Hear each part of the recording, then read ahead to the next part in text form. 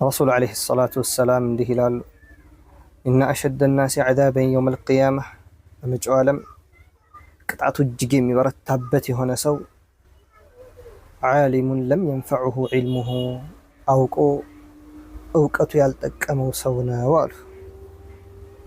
ባወቀው ያልሰራ በተማረው ያልኖረ ሰው ነገ የቂያማ ቀን ቅጣቱ ሁሉ ከዓዛብ ሁሉ አደገኛ የሆነውን ብርቱን ይቀምሳል አሉ።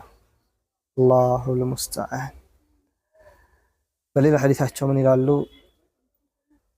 ወደ ሰማይ በወጣሁበት ጊዜ ሰዎችን ተመለከትኩ። ከእሳት በሆነ መቀስ ከንፈሮቻቸው አፎቻቸው እየተተለተለ እየተቆራረጡ የሚቀጡ የሆኑ ሰዎችን አየሁ አሉ።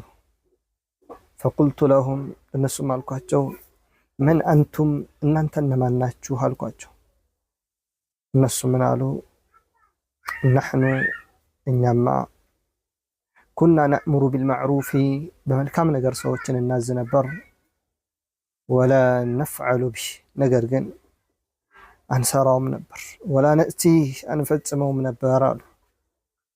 وننهى عن المنكر መጥፎን ነገር ደግሞ ሰዎችን እንከለክላለን እንዳትሰሩት እያልን እናስጠነቅቃለን። ነገር ግን ኩና ነበር ነእቲ ወደዚህ መጥፎ ስራ ግን የምንመጣ ነበር፣ ያን የምንሰራ ነበር። እጅግ አደገኛ ቅጣትን የሚቀጡ የሆኑ ሰዎች እነኚህ ሰዎች ናቸው አለ የአላህ መልእክተኛ። አላሁ ልሙስተዓን ወዐለይሂ ቱክላን።